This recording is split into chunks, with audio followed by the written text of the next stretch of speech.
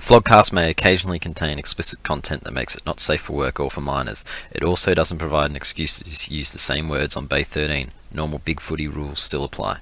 Alright, so this is the Flogcast for round 5. The emotionally checked out Tiger Starburns is here, and I'm joined by the Queen of Bay 13, Morgan Ashley. Hello. The Andrew Mackey of podcasts from St Kilda, Cookson. Thank God the draft's good this year. We'll come to that. And Bay 13's resident thermometer drinker, Dan. Salamat malam. What? Oh, it's some Muslim greeting or Arabic or something. No, it's Indonesian. It's Indonesian. You've been talking Indonesian to Suze for 2 weeks, haven't you? I have, yeah. Have you used Goblok Kamu? No, I haven't used that phrase yet. No, I've been saying she's a kuda for a while. Kuda. It means horse. Yeah, my bahasa is very limited, so I'll just keep it to English for the rest of the 2 hours. Goo or Tears? Who wants to go first on this one? I'm going to have both. Goo and Tears. Tears for what happened to Dylan Robertson. I mean, the heart thing was a genuinely scary moment. It's not good to watch, and to get well soon, because we don't really want that on the footy field. And Goo for Daniel Ricciardo's drive. I mean, big dick Rick just decided to piss Hamilton off, piss Vettel off, Verstappen just does a shoey. Good drive by that man. And ballsy strategy. Showed some real balls.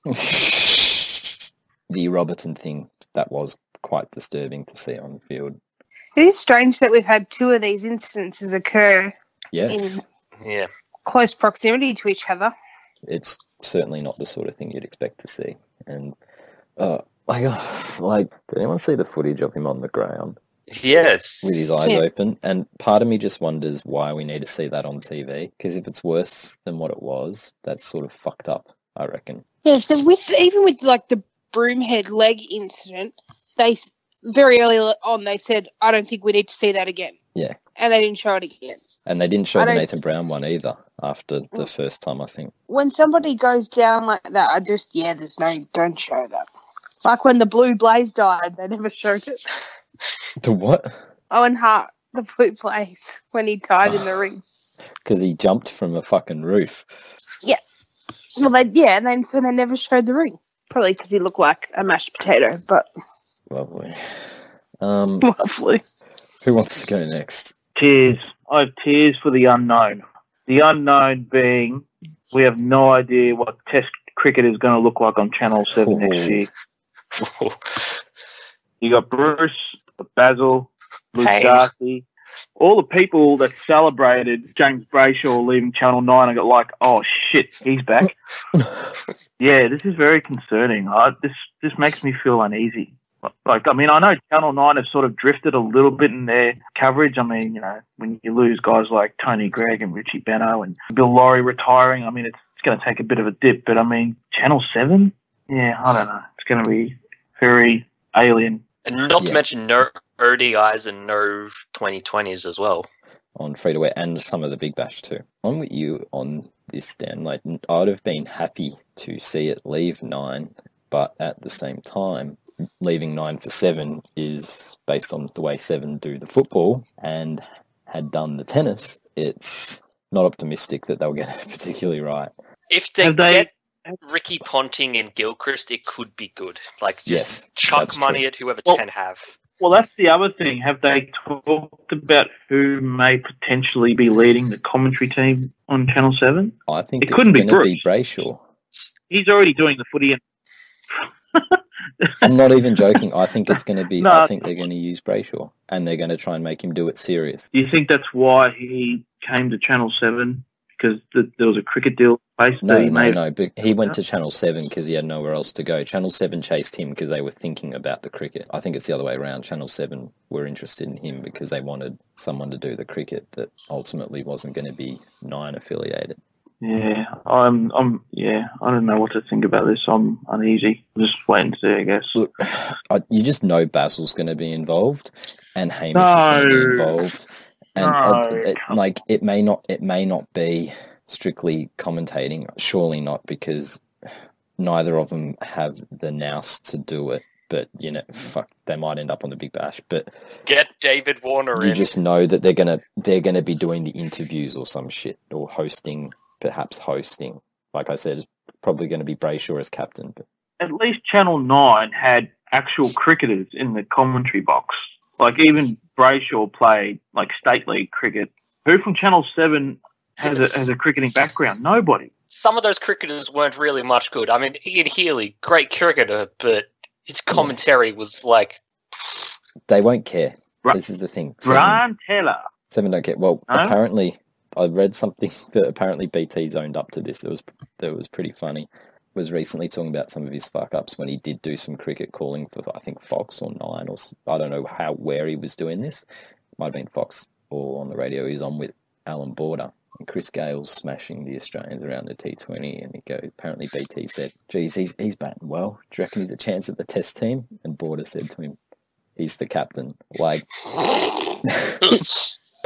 like, that's what we're talking about. And I think that we'll probably end up with, say, a Basil or a Hamish running the fucking presentations and the studio intro stuff and all that stuff. You know, Cricket Central. Hopefully they get some cricketers. Even if it is Brayshaw.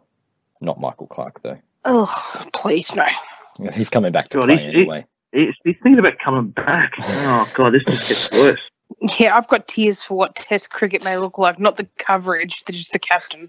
Is that your actual tears, or do you have... Because I think we can move on from cricket. No, that's not my actual tears. I've got good for back-to-back Rising Star nominees. Youth. Sorry, Kingy. Where's all this Carlton youth you're talking about? Because back-to-back noms says our youth is looking good. Back-to-back wins says our youth is looking good. And what a win it was. I won't get into that at all. I will just say that our youth is not looking as alarming as some may have thought. And they're learning from the example of the captain, I think. Yeah, that's it. It's all the captain.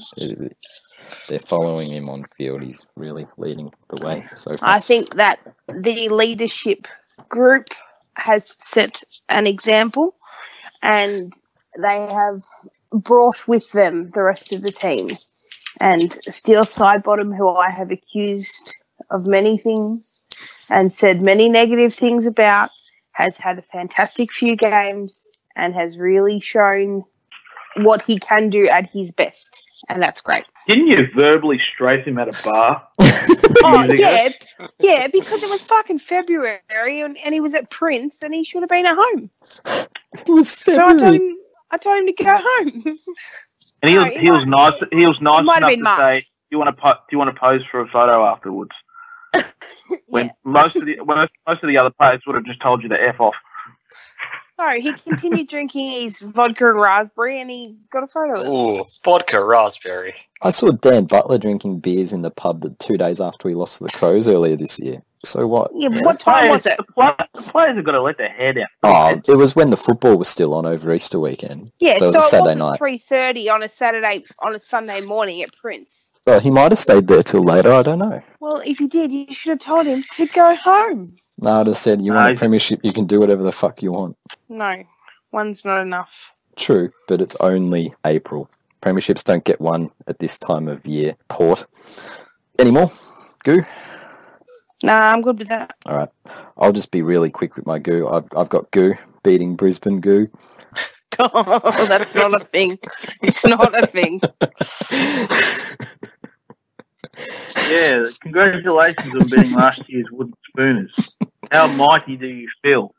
Actually, no, you shouldn't have goo. The only chance you had goo for this game is if you kept Brisbane goalless, which you should have done. Yeah, well, if you didn't start the thread, it might have happened. No, I didn't jinx you. Yeah, I got You tears for guys Dan. were shit and late. Dan for going the early crow. No, I didn't go the early crow. They had 5 minutes to go in the third quarter, and they were still goalless. And when I made that thread, you had 30 odd minutes to keep them goalless, and you should have done it. Shame on you. Yeah, well, we would have, but then you made the thread, and it sort of put all the pressure on. And I didn't do shit. Richmond got complacent. You disturbed the natural order of the universe, Dan. What? So the Melbourne thread and now this. This is what happens. You don't make a statement like that. Like, small statements like that are bound to backfire. It's like how in baseball you don't say a guy's pitching a perfect game until he does it. Well, if you can keep a team goalless for nearly 3 quarters, why couldn't you just keep them goalless for a further 30 minutes?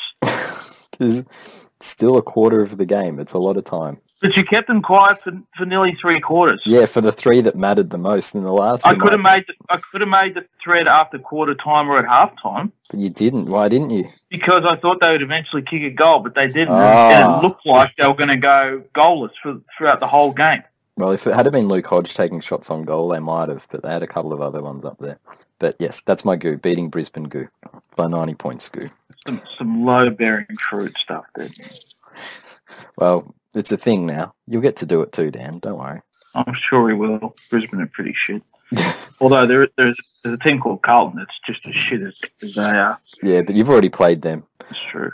Let's go to the reviews, and we'll begin with the Friday night game, which was probably the one that warranted the most talk, purely because Collingwood were good, but the Crowbots were fucking embarrassing, really. What do we got from that? Morgs, you had a bit to say. You sort of held fire. Oh, when your team wins unexpectedly on a Friday night, it just makes your weekend. It really does. Like, somebody could have broken into my house and taken Jessie White the cat, and I still would have probably smiled. Like, and I genuinely like him. He's all right, but like, I wouldn't have been that. No, it's the cat. I wouldn't have been that upset because I was so happy. Like, please take the cat. I'm so happy. Oh, well, sometimes I want the cat. You're doing me a favour. Well, it'd save me money. He's a bit of a drainer. Anyway, but like, it was just. Why don't you just kill the cat? Dan, shut up. Get off the cat. Well, you started this conversation about the cat. But this is the problem with you and your fucking Aspie shit. Every time we talk about something, you have to go on with it for 15 minutes. Why do you have to bring the cat into the conversation about your team game on Friday? Because we can just we can go through a chicane and sort of talk about something on the side and then get back on track. But not with you. We've got to go down that fucking fork in the road. Well, don't instigate stupid shit like pet animals into football. Oh, okay, go on. Sorry, I won't say anymore. It was just fantastic. And I'm sorry, Dan, I'll try to keep things simple for you from now on. It was fantastic. They were brilliant. They were harder at the ball, which I come to expect them to be hard at the ball, but they were skillful. And they played wet weather football like it wasn't wet weather football. Like, it was dry as a bone. They were amazing. Yes and no, because there's ways to play wet weather football. You can play like pure wet weather football, but it all still comes down to effort and how you attack it in the contest. They were still always first to every contest. Yeah, and you have to be first in the wet. And you have to not squib and look up when a kid's running at you. And you can't do that. You can't do that if you're the 22nd player on the team, and you can't do that if you're the captain. And Taylor Walker, you're the captain. You can't look up and go, shit, Jordan De Goey's coming. I better move out the way. You absolute spineless hack. He might have thought he was drunken in his car. Well, he didn't hit anybody. He was just driving around. Anyway, don't deviate from the story, Starburns. You know how that affects Dan. Anyway, they were great. Brodie Grundy was phenomenal. Absolutely phenomenal. The best ruckman in the competition to date in 2018. 33 disposals, 12 clearances from the ruckman.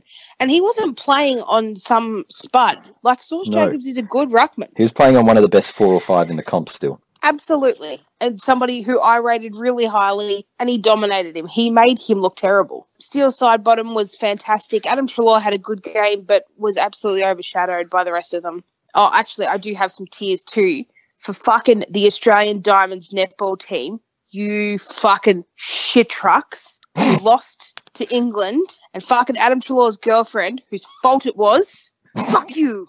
Fuck you. Anyway, sorry, Dan. Yeah. But all over the ground, we dominated them. I don't think they had a single player that would have won their position. Even not even Mason, Rory's lad?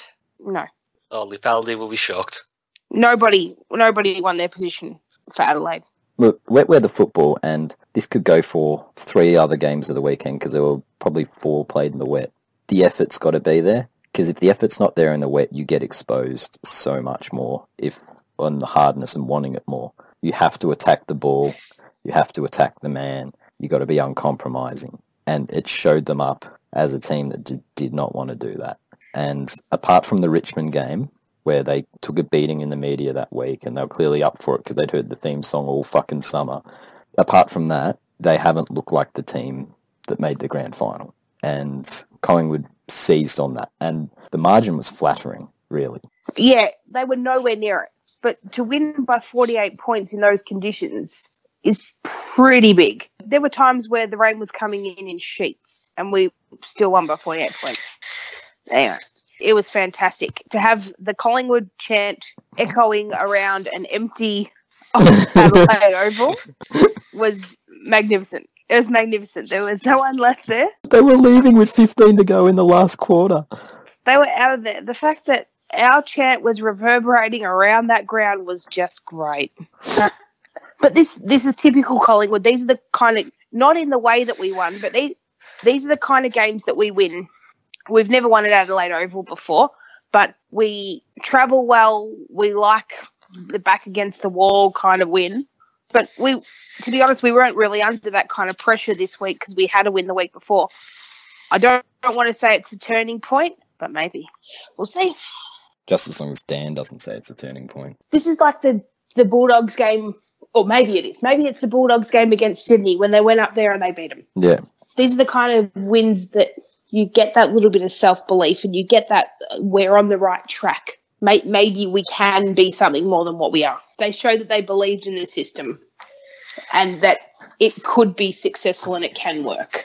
So we'll see how that goes moving forward. I just want to touch again on Grundy. Like, how good is it? Like, I don't know what it is. Like, midfielders dominate, and yeah, it's cool. But I think there's something about when key forwards in particular, we always rave about when key forwards dominate, but when ruckmen dominate as well, there's something really awesome about that. His goal was the most exciting part of that game by far. And it's not the first time he just slots it from 50. Like, he's just as dangerous below his knees as he is above it. He's never, ever out of the contest. He was rucking to himself. You should never be able to do that. You should never be allowed to do that. There's only a handful of ruckmen who can do it too. Like Nat Nui does it as well, but yeah. There's not many who actually move that well to collect their own crumbs. Like, say what you want about Gawn or Jacobs or all these other elite ones. There's very few who can do it all. Dean Cox used to be able to do it, and like, he runs to make space. He shepherds. He defends. When we had 2 ruckmen, I was wrong. And I liked Witts, and I liked his tap ruck work, and I thought he was a better tap ruckman, but not a better ruckman around the ground. But I was wrong. I would never give Brodie Grundy up for anybody, and the fact that we got him for pick 18 was a steal. Yeah, we could have drafted him. Instead, we wasted pick 13 on Tom fucking Hickey. Thanks, St Kilda. So you just think about that. Brodie Grundy or Tom Hickey. Tom Hickey are lucky to have 33 touches in a year. 33 touches is a lot. Like, the last ruckman to get 33 touches would be fucking Sean Grigg. 33 touches, 12 clearances to the ruckman. Well, it was a game. It was a real good game. Do we have any more on text? Because I think we've gone a little bit soft. Oh, no, I don't think we were the ones who went soft. I can tell you who went soft. This is a guy who's won Best Captain twice from the AFLPA. Well, let's be honest. This is another example of chugging a captain's goo. He won Best Captain because his coach got killed. Let's be honest. As harsh as it is, that's why. Yeah, fair enough. That's a very good point. Yeah, you can't discount that because they played out the year fairly solidly that year. But still, he's an embarrassment now. The power stance, the Jake Lever's success thing, the squib. He's trying too hard instead of just, Well, no, he didn't try very hard on Friday. If he was injured and there was an injury cloud over him coming in, then I understand that there are certain things he may not be able to do, but give a contest should never be one of them. No, that's the non-negotiable. That's the whole thing that they say about a player out of form. You can tell how badly they're struggling by whether their tackles and their pressure are up. If they're not finding it, that's one thing, but if they're not actually going when it's their turn, you can't coach effort. No, and you can't demand effort from anybody else if you're not going to put it in. And that could be entirely the thing behind Collingwood's turnaround. The captain didn't put in, they were shit. Captain does put in. Oh, look what's happening. It trickles down. Yeah, that might be it. Next game, D's. Well, I mentioned the run on goals. Has anyone seen this stat? They were didn't kick a goal for as long as Brisbane. 16 of the last 17 to Hawthorn after 5 goals to 3 at quarter time. It's worse than that, though. I saw this on 360. Apparently, the last 26 games Melbourne have played, 21 times over that period, they have allowed a streak of 4 straight goals or more. And there's some long streaks in there. There's 2 of 10, and there's multiple ones in the same game. It's just this is a team that cannot stop the bleeding. They just bleed like fucking Joel Selwood. Every heart bleeds true. Well, in fairness, the main defender is someone who's apparently a massive squib. Lever? Yeah. That's the thing. If he's their main defender, fucking therein lies the problem. Because he's not the same player. And he's not playing the same role. You can't take a player out of the Adelaide system from last year, put them into the Melbourne system and expect them to play the same. He's not playing the same role. Defender, it's not like Supercoach where you just move your defenders around and they play the same thing. It's not like that. Football is not Supercoach. And when he moves around into a different position, he needs to play a different game. But yeah, they were embarrassing. And once again, it comes back to how you work in the wet. And they were all over Hawthorn. And then they just basically put the cue in the rack. And when Hawthorn came at them, they did not want to come back at them. I blame the boot camp. I seriously do. I just think when things get too hard, they pack it in every time. Yeah. In every circumstance, they just pack it in. Dan, what do you think? I don't like cash. You played them last week. What's your thoughts? Yeah, Melbourne is shit. We had a period in that game when we lost it. We had 4 or 5 goals that went unanswered against them. I mean, they have lapses. They're just, I don't know. Fuck Melbourne. There is talent on that list. It's not like talent like they used to have that was high draft picks that weren't developed well or didn't deliver. There is talent that actually has been reasonably well developed and has shown a capability to play good football. Jesse Hogan, that's it? No, there's Clayton Oliver, there's Petrarca, Oliver. Okay. There's Jones. There's guys who can play football on this list, but the problem is there's no heart. When they give up, they fucking give up. They just don't want it enough. This is a team that just, as Morgs said, they pack it in when it gets too hard. Gawn can play. I didn't even list Gawn. It comes back to the boot camp thing. Boot camp was too hard. We don't want to do it. Gawn thinks kicking goals is too hard. He needs to start aiming for the right behind post, as BT would say. Like I said with Brody's goal, Gawn would never have kicked that. No. And he wouldn't have because he can't kick goals. They're embarrassing, and for all the goo about Hawthorn, they did play well to put it away with lack of injuries, but I'm not convinced. I think it might be easy to beat Melbourne this year if you turn the heat up a bit. Goodwin made some really weird coaching moves. I mean, why would you put Jesse Hogan in midfield, your best forward? Are you actively tanking or what? What the hell? Well, it was working early. I think the thing with Hawthorn is that the complete opposite to Melbourne in that they have a winning culture and that a lot of those players winning is ingrained in them and they know what it takes to get the job done. And so whether you like them or not, you have to respect that. Melbourne have nobody that knows what it takes to succeed because nobody at that club has ever succeeded. They had the most successful person they have at that club lost a grand final last year. They should have won. None of them know how to win. No, true. They're losers. They are. And when my boss came in on Sunday night and threw his scarf at me because I laughed at his arrival, stupid Melbourne supporter, I thought it was great. What a tantrum. But unlike the rest of them, he'll still be back there next week, the poor bastard. Not good enough. In this modern AFL, you got to work harder at that. You got to find a way to guts it out. You got to find a way to stop the fucking bleeding. Yeah, that's right. And it looks like my pre-season prediction of Melbourne, the Dogs, and St Kilda all not finishing in the 8 is going pretty fucking well so far. Well, that's the thing. we're at round 4, but I reckon you can almost put a line through about 5 or 6 teams at the moment.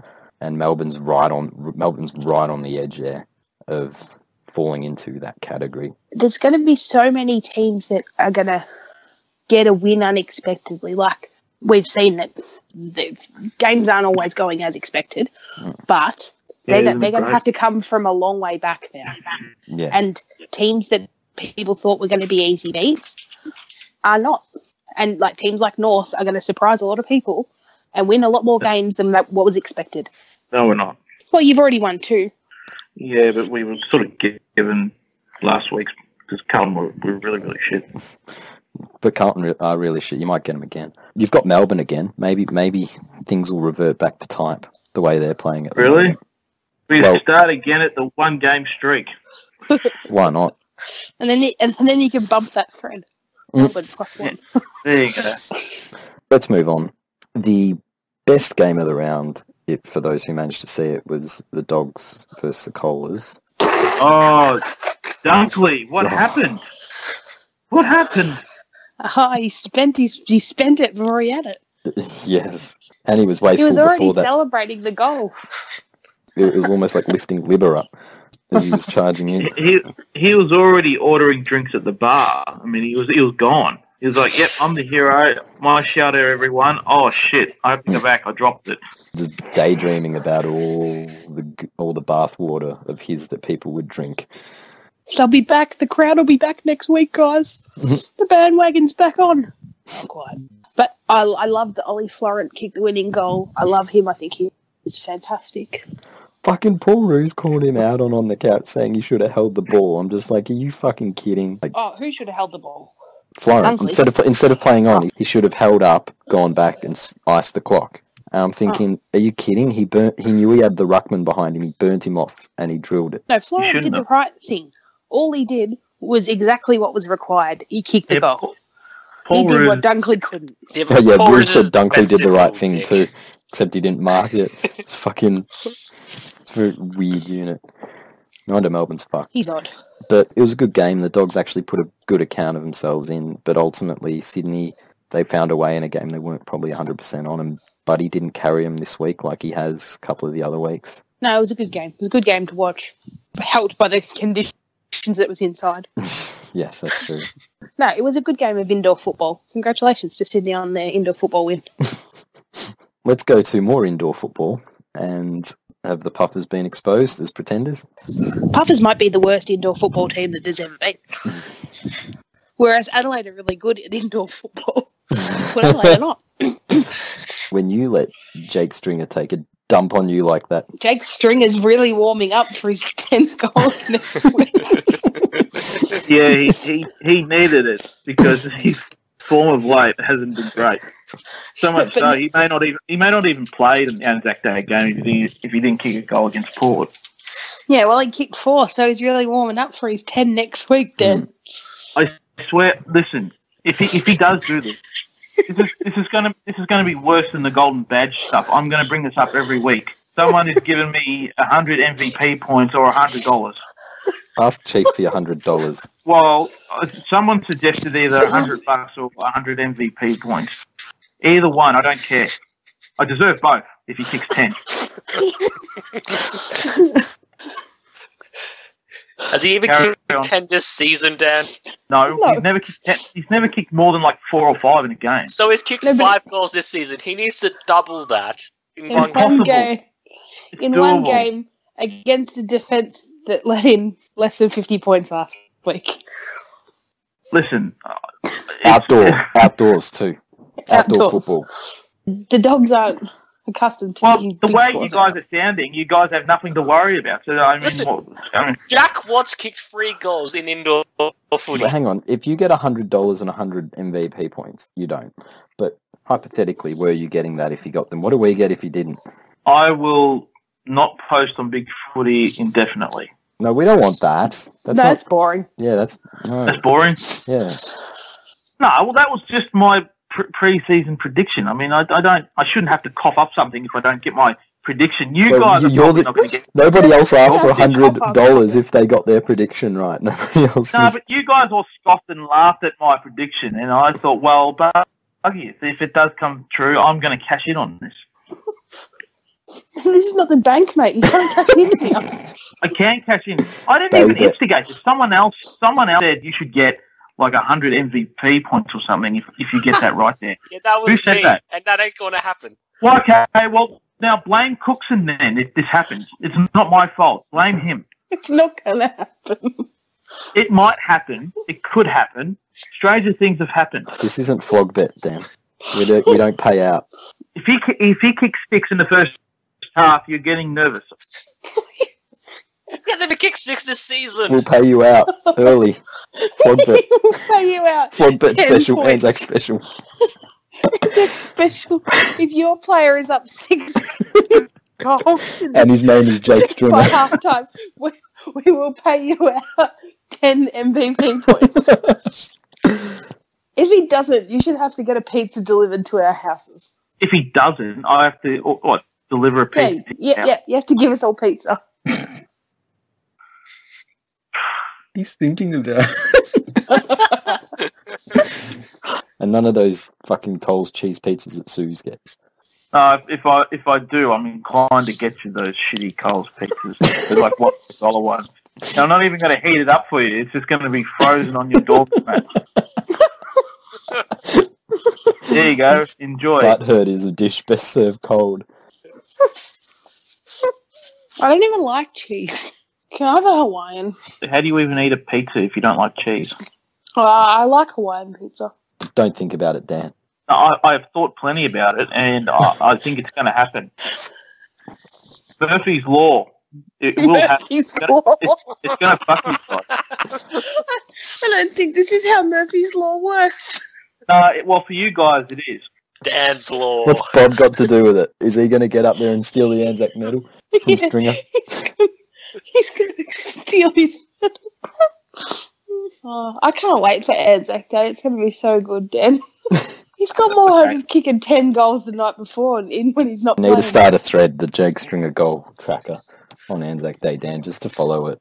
Like that could be the live chat thread, really. Anyway, let's get back to the Port Essendon game. Port played poor indoor football. Their recruits were all shit. They've been basically shit since the first game, I'd say. Fatty Motlop, Softy Watts, and Crabby Rockcliffe. Where the hell has Rockcliffe been? Sweet fuck all. Well, he's averaging 12 disposals. Apparently he's injured, but... So it's apparent that Mitch Robinson was carrying him. Where was he before he got injured, though? Because he's been getting, like, donuts. They're suggesting he's been injured all year, in which case I would say, why are you playing him then? All year? Yes, all year. Played 4 games. They've been picking an injured player, and they wondered why they couldn't compete on Sunday and why they barely beat Brisbane. I think they're trying to just make a poor excuse for his form. I think his form just been reckon woeful. he'll play next week as well. Well, he's a liability. I mean, they're playing with 21 players. If They're all liabilities. Watts did a couple of good things, but he did a lot of shit things. Motlop's fucking still fat and lazy. Yep. The hype train's come to a grinding halt if they can't beat Essendon, surely. Like, I don't know why it wound up in the first place, but... Assistant Crazy Vossi has done it again, and I don't think it's going to work. These recruits that are going to come in for this short fix. See, what they've done, they've seen what the Bulldogs and Richmond have done, and it's like, okay, well, we can just pinch our own little flag here in 2018, so we'll just get Watsy and Motlopsy and Roxy and Motlopsy. And who else did they get? Trent McKenzie and Trengove and Thomasy? And Thomas. Yeah, Lindsay. Just Lindsay, I think. Lindsay. Yeah, that diving. Surely Lindsay's got to get a game. I was going to say Lindsay can't be far off it at the way they played at the weekend. Yeah. Oh, he's on their rookie list, isn't he? Yeah. So they're going to try and pinch the flag this year, and it's not going to work because they put Adelaide in the shit. And I think the footy gods would like do us a favour and not have David Kosh touch a premiership cup. Koshy. Yeah. Yeah, fuck Port. Don't worry, when they don't win the flag, you'll call them all out for not trying. Anyway, I got nothing else on that. I just do find it funny that they lost to Essendon, who aren't that good, but played some good indoor football. Yes, they lost to Essendon, and now informed Jake Stringer tore him a new one, and now he'll file one next week. Let's go to the games that don't matter, basically. I think Port versus Essendon was a game that doesn't matter either. But first, the games that don't matter. You said that North were basically gifted a win this week, Dan. Oh, they did. I mean, they were good, but Carlton were more woeful than we were good. I think. Can be a bit of both. Do Carlton have... It was a tense game, actually, between Ben Brown and Carlton. He just got over the line, so good efforts, Benny. Look, North aren't as bad as said, but at the same time, there's 2 wins against 2 very, very bad opponents. Oh, but St Kilda were top 8, according to their own supporters. Yeah. Hey, we're tactically poor. They beat Brisbane. It's no small feat. Oh, yeah, I agree for that. Only 3 other sides have done it this year. Tactically poor and financially poor. At least we showed Morally poor. this week. Morally poor, too. Just poor all round. The poor club. But there's no poor St Kilda. Sorry, Cookie. Yeah. Oh, I thought that North were pretty good. I think that Jacobs did quite a good job on Cripps. Ben Brown was once again fantastic. He was very good. He's averaged 5 goals in 3 games. Like, I don't really count the first one because he played in a lake in Cairns. Oh, okay, yeah, that's fair enough. I was like, you're not counting the first one because it doesn't suit you, but no, that makes sense. No, it was an actual monsoon. Yeah, it was terrible. I mean, no one kicked goals in that game. We managed to kick more than Brisbane, but still. They were good. They had their first VFL victory this weekend as a standalone side. That's very exciting. Will Carlton sack Bolton? I don't think so. No, they're too cowardly to do it. No, I don't think it's cowardly. It's not his fault. He's only... Well, it's got to be someone's fault. Yeah, Sauces. Oh, but you can't sack fucking... You can't sack a Silvani. Daddy. You can't drop a Silvani. They got jobs for life down there, no matter how shit they are. Jobs for the boys. Just blame Malthouse. His mum's still the premier MILF in the AFL. Oh, Derm no matter what disagrees. Derm says. Derm just doesn't like a brunette. Too different from him. No, he likes blondes because it's like looking in the mirror, and that's his favourite thing to do. Majak in defence has been really good. Is he the Liam Jones of 2018? Yeah, he's been all right. I think one-on-one he gets exposed, but when he plays loose and he can go for his marks and punch the ball, looks all right. I could look pretty good on Casbolt, though. Like, Casbolt tried to catch the ball with his face at in one contest. Casbolt is the kind of guy who had this out-of-the-box season last year where he played some reasonable football and he kicked straight for once. And he should have taken the money from whoever the fuck wanted to give it to him, because he was like a one-season wonder there, because he's back to being, he's worse than he maybe was Imagine before. being the only forward that Carlton wouldn't trade. Too shit to trade. Carlton's shorts, those fake pockets drive me mad. Why are they The even little wear patches. grey shorts? No, they're not. These aren't grey. These are navy, but they've got 2 little patches that are a different colour navy on them. Aren't they And like cows or something? It's obviously a different material that has a purpose, but it looks fucking stupid. If you're going to do it, like, make it the same colour. Maybe it's to, like, disguise it when they shit themselves. I don't know. No, like, it just looks so dumb. And, like, to make a Carlton player look dumber than they already are is no mean feat. And also, Jared Waite does not look like a 34-year-old. Does not play football like a 34-year-old. Oh, his best, he's reaching his best. Oh, his best you was know ahead what? of him and he's reached it. Hashtag Brad was right. Finally reaching his potential. He is. When Jared Waite plays good football, North win. Well, that's good to know. Jared Waite is the barometer. Maybe one day North will reach their potential too. It's better than being the thermometer. Rather be a barometer than a thermometer, Dan. Okay, Morgan. Kill the cat. The cat disappeared. Think he got stolen. Back to Bolton. I don't think it's his fault, but at the same time, I would be concerned. But what has he done with the players that he's brought in? Like, how has he developed Wiedering to a worse player? Well, that's not a problem. That's not I'll anyone agree with else's that. fault. True. That's his fault. Charlie Curnow may have improved, but I would like to see more to prove that first. I think you got to at least see out the year, but I don't think it's entirely his fault. Like they're in the Melbourne category and Brisbane as well. In that turning that culture is going to take some serious steps backwards. And last year should have been that one step, but they might actually have to still take another one back before they come out the other side. But I just don't know what another coach could do with some of the players on that list, because there's still some legitimate shit trucks there. And Sauce doesn't help when he keeps raiding GWS's reserves year after year. And employing his shit children. Mm. I hope there aren't more where that came from. Be very interesting to see how that one eventually pans out. It's like Doc Rivers and Austin Rivers. Crap. That's a basketball thing for those who don't know. Let's move on. St Kilda were very bad, Cookie. Oh boy. No, Cookie said they showed balls this week. Hey, What? Effort was there, but execution and tactics were not. And boy, oh boy, it was actually funny listening to Nick Rewalt just blast the shit out of everything on the commentary. But yeah, it was fucking shit. We kept goddamn Tom Hawkins quiet, and Selwood and That's Dangerfield. not hard on a wet shit. day. Yeah, you did keep Selwood and Danger quiet, and you got carved up by their B graders. So that's No, That's a That's bit it. That is embarrassing. Who the hell's Parfait. Parfait, McCartney? Gregson, Kelly, Stewart. Menzel got 4. Enzo, the shit Selwood. They all took a shit on you. Jake Stringer style. Yes, and Kilda are no good cooks. I find it amazing we struggled to hit Paddy McCartan's chest considering how fat he was. I mean, that's really bad skills. Hang on, last week you said he wasn't fat. Yeah, he said he wasn't fat. Now he is fat. I'm trying to make a No, joke. now he's fat because they can't hit him. Oh, come on, Cookson. He played well, though. Paddy played well. He's got diabetes, man. You got to be more sensitive. I know, I said he played well. He deserves needs a those Big packet Mac. of snakes. He needs the Yeah, snakes to keep He his needs his things up. quarter-time jelly beans.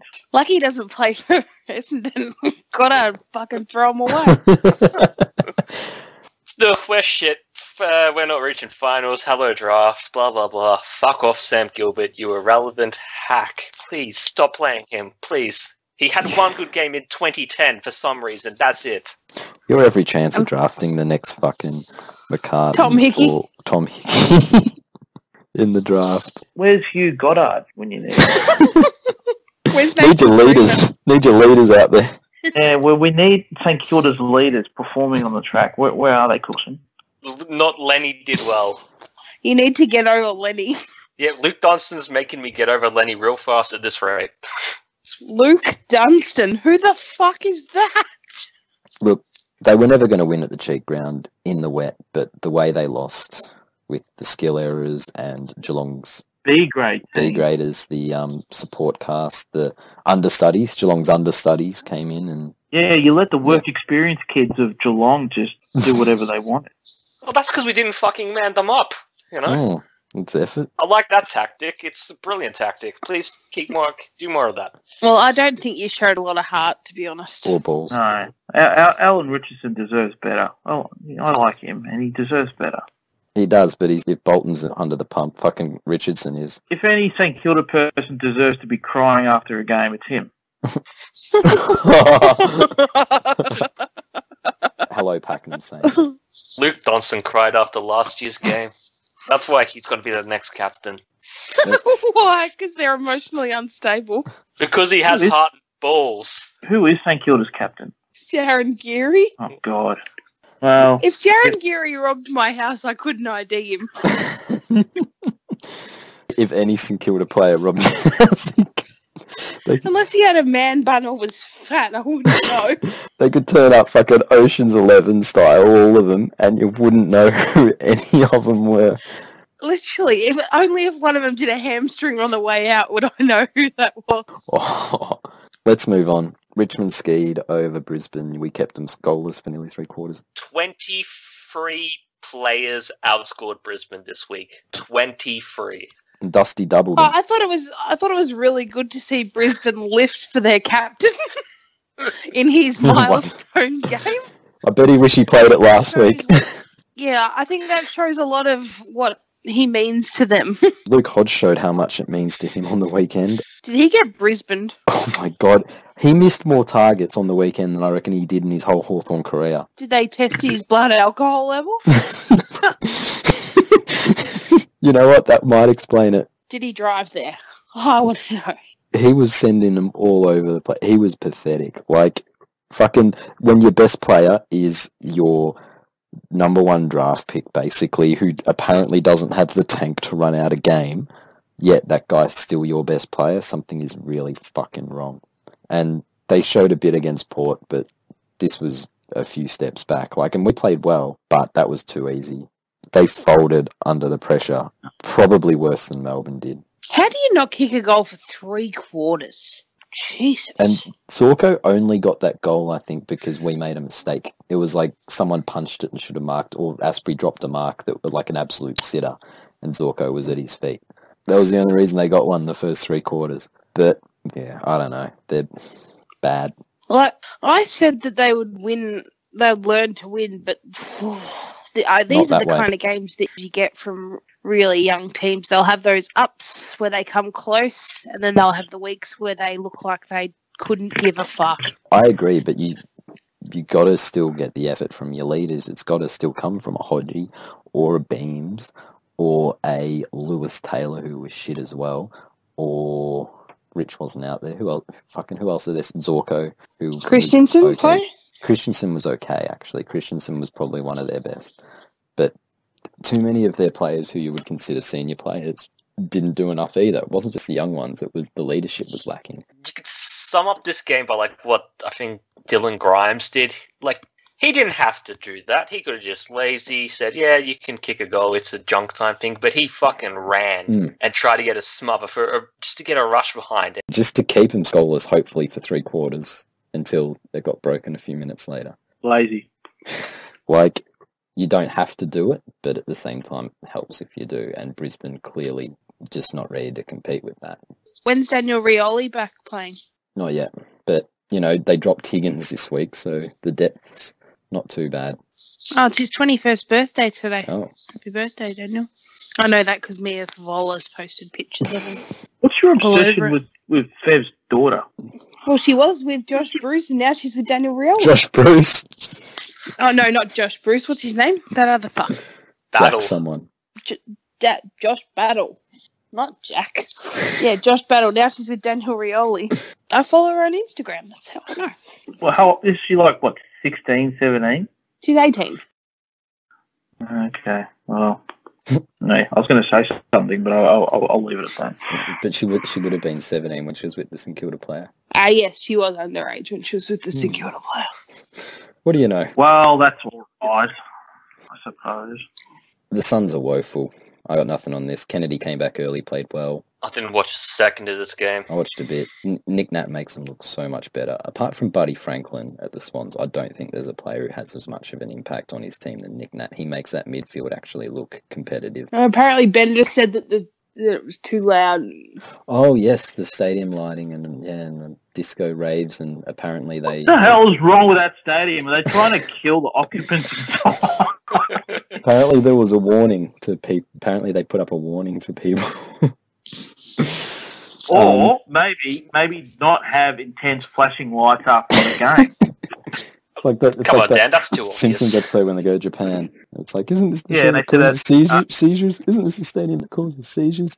They have that warning for your PlayStation when it turns on as well. It's pretty funny, but at the same time, fucking hell. At least they fixed the fences this week. I think they covered them with plastic or something. I don't know what they did to fix it, but no one was getting cut this week. They did something. No, they cut pool noodles in half and put them around so it protected the top.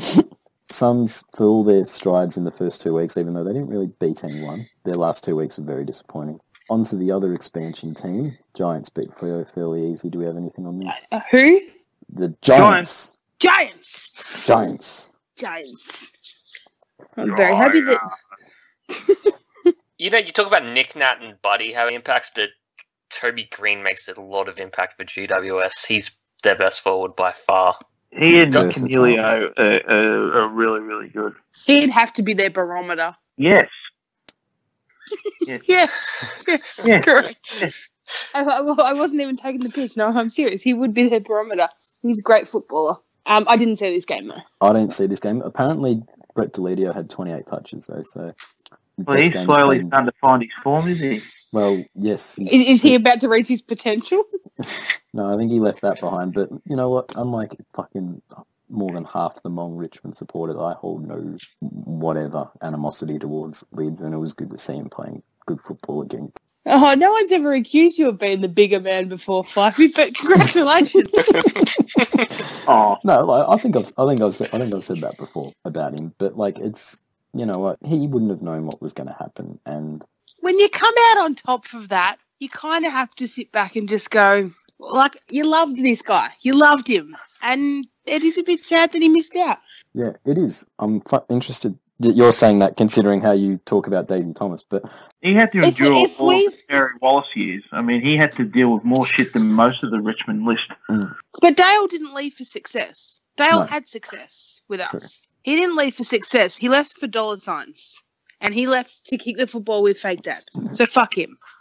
Now he doesn't get to kick the football with fake dad, and no one kicks the football with him because they're fucking garbage. No, it was, in all seriousness, like, you don't like to see a player who's actually been that good struggle that much. Like, it's hard enough for him where he is without all the extra shit that goes with it. And if he's getting some good football, you know, good on him. They might be thereabouts this year. If they run into us in finals, obviously I'll feel a bit differently about it, but so be it. No. Speaking of finals, and if we have nothing else on the Giants... Giants? No. Giants. Are they going to change their song? There's a big, big sound from Giants! It's the sound of the mighty Giants. But where's the sound from if they've dropped the name? Can't be from the west of West. Oh, yeah. Anyway, they don't have any supporters to know the words, so it doesn't matter. Speaking of finals, MCG's been locked in for an extra 20 years for the grand final, and oh my, were there melts aplenty over this one. I think we can pretty much attribute Adelaide's performance on Friday night to all this talk of the MCG during the week. They were obviously once again triggered. All they heard about all week was MCG. They're like, not again. 40 years. Can't play there again. 40 years, no. It's a very interesting sort of deal. Of course, more taxpayer funds go to the cheat ground. Fucking surprise, surprise, have you no shame, Geelong. But a 20-year extension on the grand final agreement, like, where else are they going to play it? It's amazing there's so many sulks over this, as though the grand final was ever going anywhere else. I love that they think that they could join our competition and then take away our game. Like, we let you sit with us, but we're not moving to your table. Like, fuck off. But the thing about it is that if you really want the grand final, you have to actually chase it. You don't go build a 60,000-seat stadium with fucking dangerous fences and disco lighting and expect that that's going to get you the grand final. You got to go bigger than that. And as soon as Adelaide Oval and Perth locked themselves into smaller stadiums, of course it was a no-brainer because they're not getting new stadiums for 30-odd years. So a 40-year deal means nothing. It's very, very amusing. The bit that does make me laugh is that they're going to have to knock all the Southern Stand down. So we're going to have a 55,000 capacity MCG for like one grand final there. Hopefully that's a Sydney VGWS. Oh, could you imagine if they played it at like Etihad or something? Hey, we might win one then. No, but it'll just be like, hey, the MCG is not big enough this year. We need to play it at a bigger stadium. Etihad holds 2,000 more. We might just play it there instead, and it won't look so ugly with all the construction and shit. I'm all for the Southern Stand getting an upgrade. It's piece of shit. Yeah, well, it's gonna end up at probably 110,000 or something at least. So you know what? More people get into the ground, and it's not like the interstate clubs can complain. We're going to let them train there a couple of times. Give them direct flights. A real magnanimous sort of gesture. That Bill's really rolling out the red carpet. Sometimes I think we just troll them, like shit like that. It's like it's really pat on the head stuff. Yeah, you're gonna have to fly, but don't worry. We'll pay for your plane, and when you get here, we'll let you walk on the ground and feel the grass. And we'll leave the front door open, I guess. Admittedly, they could help solve this problem, and it needs to be said, the interstate clubs probably don't get enough access to the MCG year on year, and I think it's only right that we point the finger where it needs to be pointed. It's not the AFL's fault for this. It's not. It's clubs like Hawthorn and Melbourne who can't fucking play all their games at the MCG and need to sell them to taxpayer-funded grounds in Tasmania and Darwin and Alice Springs that are the reason the interstate clubs only get to play teams like Richmond and Collingwood at the MCG. So that's why you don't get MCG access, because of these fuckers. If they merged, they'd only have to play less games interstate. So If they merged, the interstate clubs would probably still get more games at the MCG, even with 3 tenants. You're a genius, Morgs. Maybe that's the AFL's plan. Yeah, I'm a real ideas man. And the way that Melbourne folded on the weekend is like they just wanted to merge. How about you just kick all the goals and we'll wear your jumper? That's what I said. Anything else on the MCG deal? Good for us. Everyone else suck eggs. But at the same time, obvious call is obvious. It's the best ground. Traditionally, it works, but it's also the only home of the the competition. Of course, this makes sense. Yeah, there's nowhere else to host it. I like that there's another $2 million going into Vic Park as well. So not only do we get our home ground upgraded, but we get another ground that we don't use upgraded in this agreement. Well done, Eddie. Well done. I'm just going to say, if it gets up to 110,000, it's the second largest stadium in the world. Yes. Let's just go to 100. Pyongyang. We need to go. Yeah, we need to get 115,000 just so we can say fuck you to North Korea. But North Korea would just decide that it was 120 all of a sudden. The North Korea, they probably have 7 seats there. They just fucking lie. Yeah. How many seats is Death Valley? Let's see. We're going to have more seats than Beaver Stadium. LSU? LSU's not even the biggest American football one, I think. Who's the biggest of them? Michigan, I think, is the biggest. Yeah, Michigan. And that's 110. But they always put more in. Michigan's average is more than the capacity.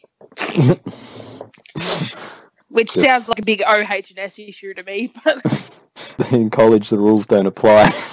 Let's move on if we've got nothing else on the stadium, do we? No. But no, on that the $2 million for Vic Park, that'd be great. Hopefully, that'll let us play our VFL, or well, at least our AFLW games there, and hopefully our VFL. Because playing at the Holden Centre is just ridiculous when there is no facilities, there is no stands, and on a day like Saturday when it was pissing down with rain and the glass house was closed for public use, there was nowhere for spectators to stand in the shade. Nearby membership to Pendle's gym. No, that's like underground. Yeah. I'd rather not go to Pendle's gym. We only have a couple more talking points. The first one we begin with is a rumour that's been... The story's broken a little bit more in the last week. We'll go with it. But this particular rumour concerns Ross Lyon, or at least as the rumours board has it, being investigated for sexual harassment. So... Who, Ross Lyon himself? So that's who it is. Yes. Wowee. How's Ross Lyon working out for you, Fremantle? Well, he clearly learnt this sort of thing at St Kilda. Where do you think he got his penchant for young women? Sometimes the students are the teachers. The story behind this is that this rumour's been on the scandals board for about a month or so, and apparently it's been rolling around about Ross Lyon for ages, that there was a rumour about that. And then this one comes out with the unnamed staff member, and everyone's putting 2 and 2 together, especially if they're settling. You know, if it was anything worse, they might shove someone out the door if it was anyone lower down the chain. If they're settling, this won't make it to court and we won't hear any more about this. This sucks. But allegedly, it's Ross Lyon. What do we got on this? Well, I'm trying to think of something funny to say, but I can't. I'm sure there is. Ross Lyon has a sexual offender walk. I'm just putting it out there. He walks very odd. He does have a bit of rape eyes about him. He would quietly sneak up on you without you realising it, the way he walks with that light tread of his. He looks like he breathes heavily on women. The comment, what depraved sicko would sexually assault Ross Lyon?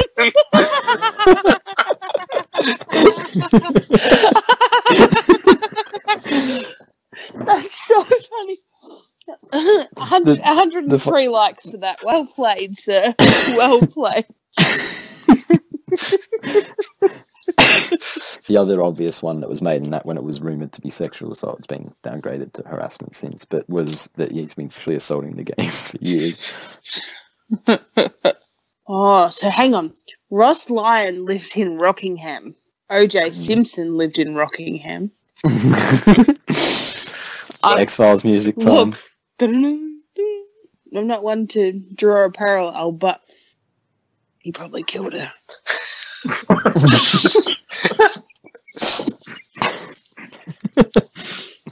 It is pretty funny, though, just to see how defensive in that thread the Fremantle supporters do get over him. It's just like, have they not woken up yet? When are you going to wake up? This case, it's not with another staff member at the club, is it? Yeah, they were a staff member. They've since resigned. Oh, well, he should get the sack. This is... Well, why is he still that's there? the thing. They've settled, so that would suggest that this person's more than a minor player at the club. Okay. If it was just the boot starter, there's no way they'd settle. Must be one very good-looking boot starter, I'm going to say. No. If the boot starter made the comment. Oh, okay, yeah. Yeah, or Chris Mayne, or when he was there, or something like that, they would have been given the flick like that. Trust me, if we had a reason to give Chris Mayne the flick, even if it was just fucking guilty by association, it would have been gone. Well, keep it in your pants, Rossi. Rossi boy. Isn't he married? He got kids? Yeah, that's never stopped anybody. Oh, come on. When the anyone. AFL execs, they were married when they were having affairs. Yeah, Gil McLaughlin. Yeah. Imminently, that story's going to break. Imminently. Imminently. Anything else on Ross Lyon? Nah, I found that interesting. The truth is out there. If the glove fits. If the glove don't fit, you must quit. He must quit. If the glove fits, he must quit. The last of our talking points is, speaking of officials doing the wrong thing, Michael Christian. Fucking hell. God's gift to football, apparently. Feels that now he's the match review officer. He can go full Clarko and tell junior umpires whatever the fuck to do. When you give one man three men's power, it kind of inflate their ego a bit. I think that Christo needs to rein it in a little. Walks up to some kid and tells him, "You've missed 3 sling tackles." And then the kid said, "No," and he goes, "Look, I'm right." I can't wait until he goes to the Ballarat League and decides to tell the goal umpires how to umpire. Fucking cunt biscuit. Yeah, imagine him trying to give Suze constructive feedback. Storm off on him. Oh, and there's a goal umpire. She's walking off the ground. What is she doing? And Ballarat have just kicked the goal, but we can't give it a goal because the goal umpire's walked off the field. Yeah, Michael Christian. No, you've done nothing wrong. Keep berating little kid umpires. I mean, if they do something wrong, you've got to call them up on it. Clarko was right. Gotta learn. Stand by Christian, stand by Clarko. At least he didn't beat anybody up like Archer did. Is that the bar we're setting? You can do what you want as long as you don't beat up the kid. As long as you don't beat up people at a kid's junior game, I mean, That's I think such you're high okay. standards, Dan. Dan's all for the ugly parent syndrome as long as the fists don't fly. At the game as well. Afterwards, it's okay. It's like, would you be happy for a Randy Marsh situation, Dan? Oh, where he just starts picking fights with all the kids' bad parents. dad. The bad dad. I'm coming for you, Mr. Marsh. This is I want America, free country. Is this the sort of thing you want, Dan? Bat dog knows no fear. Bat dog knows no fear. Oh, bat dad. Sorry, I said bat dog. Yeah. No, we don't. We can't have that. I mean, But we can berate. Well, I mean, if the kid wants to be a proper AFL umpire, he's going to have to put up with that kind of thing anyway. So He's not why going to have to not have come at Michael Christian walking out to the middle of the ground and saying you're getting your calls wrong, mate. Why not have the experience from the head tribunal man himself, Michael Christian, and he can just verbally strafe some 12-year-old on the ground. Let's give him another job, local football umpires director. Yeah, or something like that. He's the authority on local umpiring. Inspiring the kids. Inspiring or expiring? Oh, it depends how you look at it, I guess. Let's go to the questions, and there were a few. Bosk wants to know, Melbourne were visibly trash-talking their opponents in the first quarter despite achieving nothing whatsoever in their collective careers. If the AFL introduced a minimum standard before AFL players are allowed to shit-talk, what should the requirements be? Boss, how the hell do you police something like this? You can't. Unless you sticky tape all the minnow players' clubs' bloody mouths and they couldn't breathe. And I mean, it's just, I get what he's saying. You shouldn't be copping shit from players that haven't had any success. Well, maybe he wants free kicks paid for all the nasty things they say that hurt their feelings, so he just wants more free kicks, Hawthorn. I think it's ridiculous that 3 weeks ago he was having to do with Melbourne at every fucking waking minute, and now he's very casually trying to act like he wasn't. Like he wasn't what? Like he wasn't chugging their guru, acting like the merger was on. Like Oh, he was yeah. saying his love between the two clubs that he loves the most. And now he's like, oh, they have to be quiet because they haven't achieved anything. Well, I tried to tell you they hadn't achieved anything 3 weeks ago and you didn't care. And the thing that I would say is, well, apparently they're not allowed trash talk Hawthorn because that would be mean and Hawthorn have achieved something. But I would say, who do you think probably is the biggest trash talker at Hawthorn? Sicily? Has he achieved anything? No. No. Interesting. Well, yeah, you've got to consider that, boss, because he is a real shithead. And he clearly trash talks. Like, Tex Walker trash talk lever. Has he achieved anything? Trash talking is here to stay. Everyone does it, whether you're successful or not. It's just part of the game. Some of the best cricket sledges of all time came from dud players. Like that guy who Mark Waugh was hanging shit on saying, you're rubbish, you're blah, blah, blah, and the guy turned around and said, at least I'm the best player in my family. Like, nobody remembers who that guy was because he didn't have much of a career, but he fucking... Everyone remembers what he said. And everyone will always remember that Mark Waugh was not the best cricketer in his family. It's still one of my favourite lines to bring out. Yeah. Charlie Curnow copped it last week, not even the best player in your family. Wait, Charlie? Yeah. Oh, he hasn't proven he's better than Ed yet. Jeez, it's not very good. Well, Charlie's not very good yet either. It's all just potential. I might say Dane Beans next time. Oh, yes, I want to know, how long do you think it will be till someone has an epileptic fit at Optus Stadium? People already have, I imagine, hence the warning signs outside the ground. I think Ben is wearing a I helmet. nearly had one just watching the telecast last week, or the week before. So what happens if it's a draw there, and like in a showdown or whatever? Nah, double intense, 2 hours The rainbow lighting that someone dug up last week. That'd be it. That'd cause the death. If there's a draw in a derby, or they call it, right? We're not going to give you the theme song. We're just gonna up the lights and the music, and you're going to be walking out of the stadium with dribble and vomit all over your mouth. So just a normal night for Wombat then. Yeah. God, Put which moron thought that was a good idea with the whole lights anyways? What's Pakenham saying? How did it take 4 weeks to realise the flashing rave lights? Nah. Where was the supposed Tiger Army on Saturday, and why do the I can't read. Why do the need neutrals? Did he word this right? No, he didn't. He missed one letter, but you really butchered it for that one letter. Yeah, you acted like you've never seen the word that. Oh, fucked with his routine. They. Just say they. Crybaby has made me look stupid. You never take responsibility, and it was you. I Ron Burgundy this sentence, and I'm just reading what's on the screen. You didn't even read that. You sort of just trailed off into nonsense. Are you going to answer the question or not? Oh, yeah, as soon as we're finished hanging shit on you. What do you mean need neutrals to fill the ground? Well, he's saying the Tiger Army's not turning up. Yeah, just because he turned up, that's like one neutral. But yes, it was a disappointing crowd. It also fucking pissed down. Yeah, it was raining. Come on. Yes. Well, we don't play indoor football, guys. Still, it was slightly disappointing. I'd expect more than like 30,000 or whatever the fuck it was, or 25 or whatever we had to that. Yeah, but we do you want to be last year? Mix out and measure them during the week to be like, we've got 90,000 members. You can't have 30,000 turning up. Hey, you had like 70,000 or 80,000. You had 30,000 last week, or whatever you played the Giants. We didn't get our dicks out and measure them and be like, we're the best in the fucking world. We've got this many supporters, this many members, blah, blah, blah. We haven't said anything. We don't even publish our membership stats anymore. Haven't for 2 years. Why do you think Is that because you're losing numbers? Correct. No one wants to see the decline. No one wants to see the shrinking dick.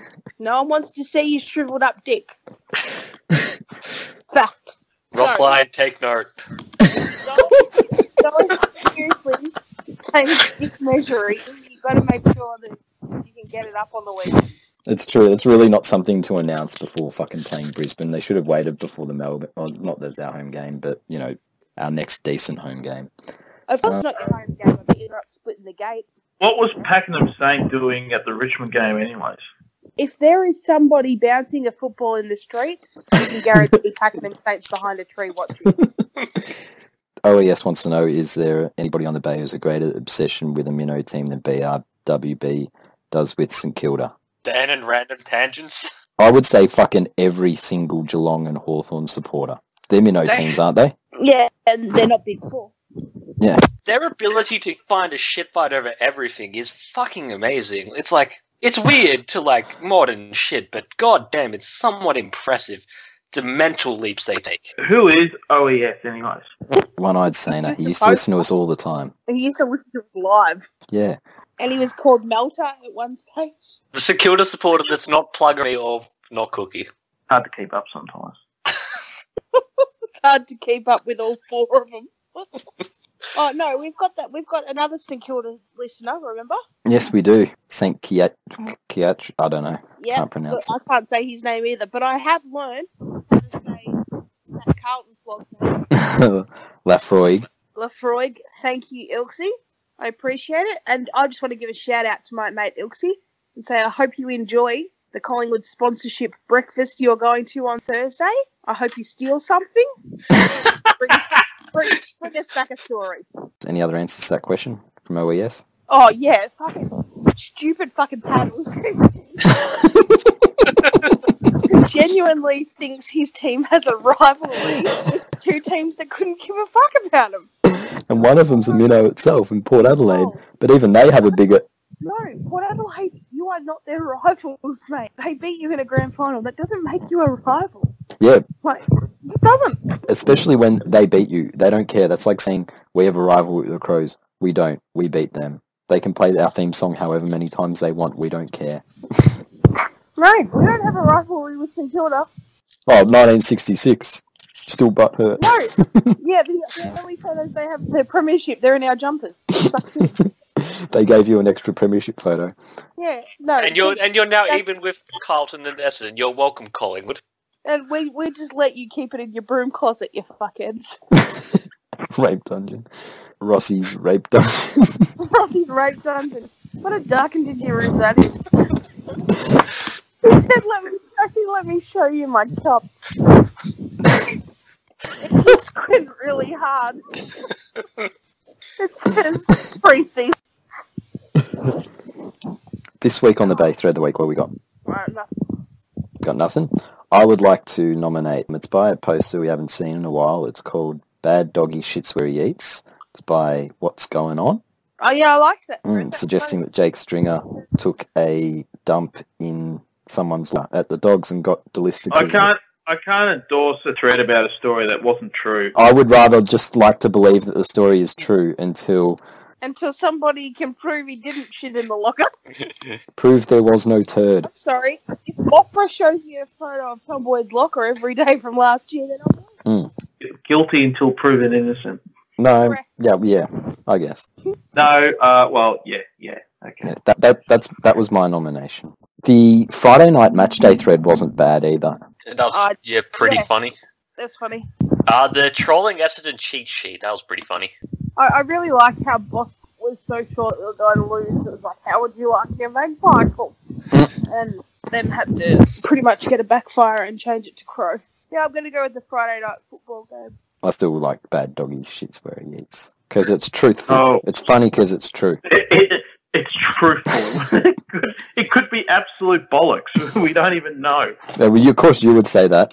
you've got an invested interest in Jake Stringer's career. Oh, if he kicks 10, he can shit in all his teammates' lockers for all I care. Would you let him shit in your letterbox? Yes. But What about your microwave? If he kicks 10, he can shit anywhere he wants. Even in your mouth? shit down your throat and make you eat it, Bontempelli style. Cookson, you had to take it too far. How many MVP points would it take for you to let him do that? Oh, come on. What about a gold Flogcast badge? That's degrading, guys. I mean, how cheap do you think I am? 100 points, Chief. Barry, you offered us Cole's fucking pizza. Well, You tried to convince me to get a massage from Mr. Arrow. that was for $1 million. What are you talking about? And you said no. Started off at like 50. Yeah, and it got to $1 million, and you're like, no, not doing this. We're talking about 100 MVP points or $100 for a guy to shit in my mouth. Are you crazy? The two are not comparable. What it would cost. Listen, it may not sound like it, but I'm a man of morals and standards, okay? And the fact that you guys are suggesting that I would go to such levels for cheap MVP points and money is just disgusting and hurtful. What about the badge? No, fuck the badge. I don't want a badge if it means I'm going to get a shit in my mouth. What is wrong? What is wrong with all of you? It's all us. It's all us. You Yes. guys are dragging this podcast to a really low level standard. It makes me feel uncomfortable. I feel like for a change, I've had to be the adult here and try and tell you guys to settle down. You done, Dan? Am I done? You guys are talking about shitting in the mouth from a letterbox of a big footy MVP points. I think the moral of the story here is that Dan would let Stringer do whatever he wants to him. Flog of the week. Dad. All of you. All be flog of the week. All of you collectively. Dan, yeah. I was going to know, are you? Disgraceful. Are you? Are you? Because he ordered flowers to the girl's work and she called him sick. So they returned them to the florist. And then he took them to her work on the Saturday and she was there, but she was on the phone, so he just left them and walked away. Oh, no. That guy. Does he have a previous name? I feel like the name rings a bell. Oh, yeah, you would know him because he posts in the SFA. That's how you'd know. You're a Hall of Famer in there. Oh, hang on. Is he the Richmond supporter? No, that's natural disaster, I think. No. Oh, okay. Well, that doesn't That's surprise me. ND, not RU. That some SFA nerd would try to send flowers to someone they don't know. No, he does know her. He does know Oh, he does? Yeah. Well, I thought this was kind of like a Jared thing with some of the sites on Twitter. No. Hang on. This is a girl he went to school with. He knows her well, but he can't ever close the deal. So the fact that he took flowers to her work and she was on the phone, and instead of waiting to speak to her, he kind of just left them and walked away. What's he doing? No, this is part of the course with this guy. This is like, yeah. You paid for the flowers. You went to pick them up, even though they didn't deliver the first time.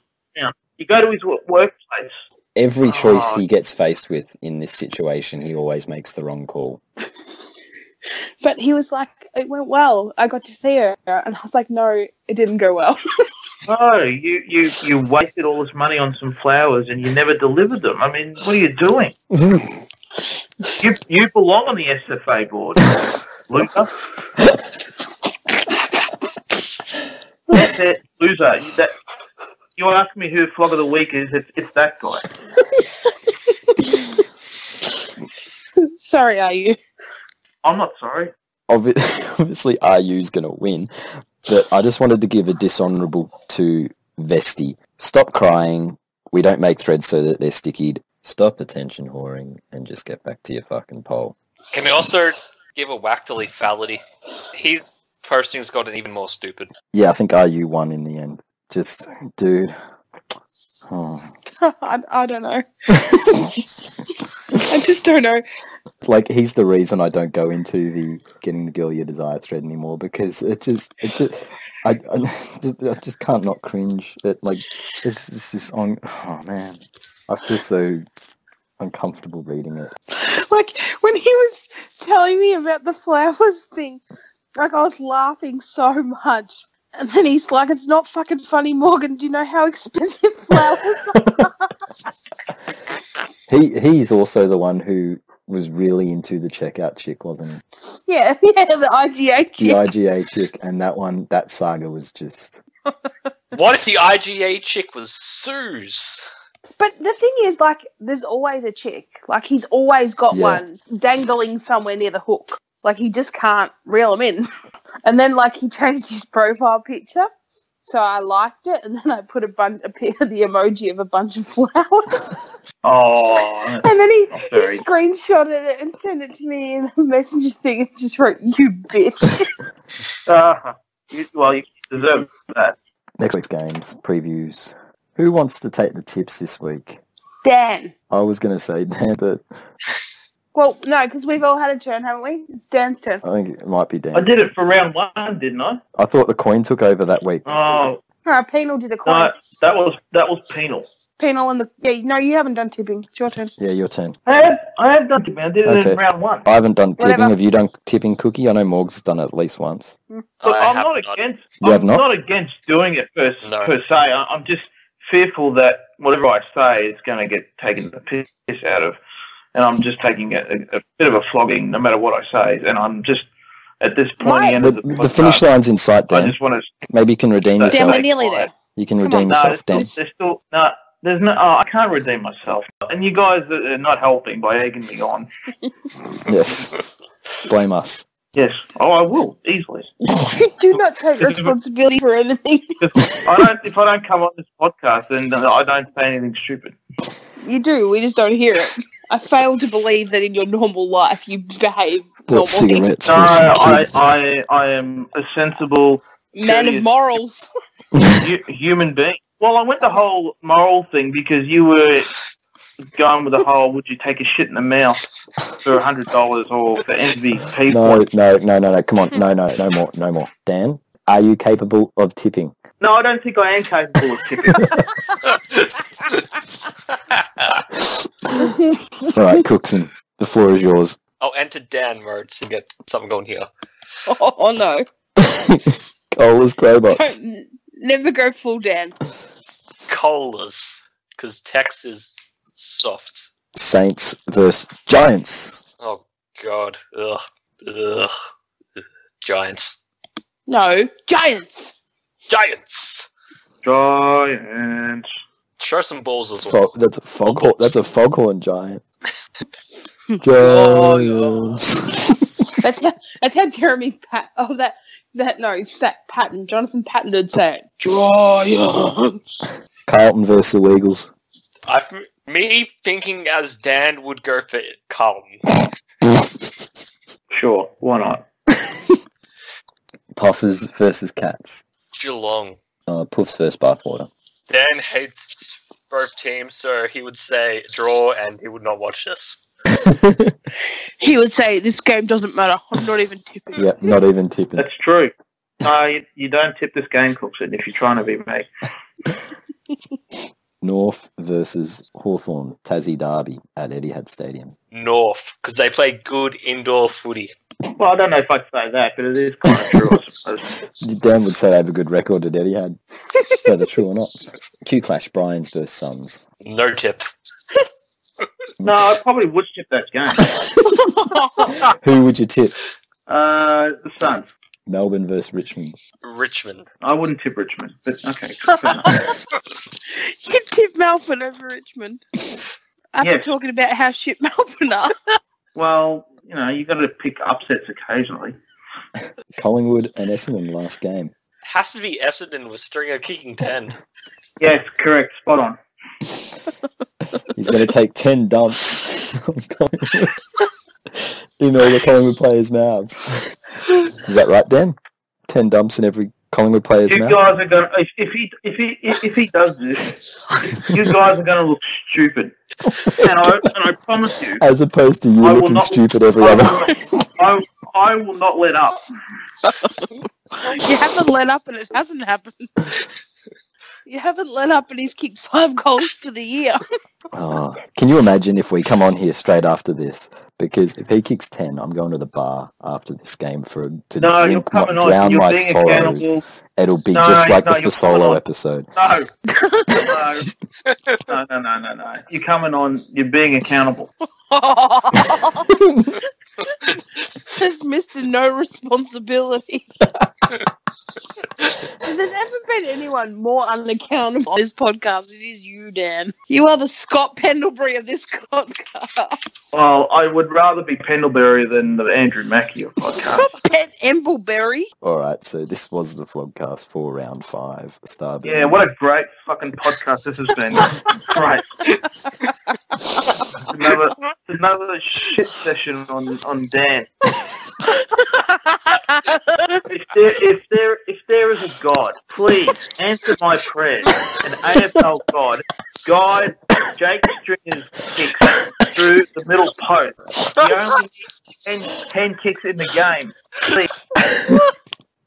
This was the Flogcast for round 5. Starburns joined by Morgs, Why? Cookson, Dan, you are the funniest cunt I've ever talked to. and the Scott Pendlebury of podcasts, Dan. You guys are assholes. I shouldn't come back on. We'll take that as a given. We won't see him next week, no matter how many goals Stringer kicks. Thanks for listening, and we'll see you next week.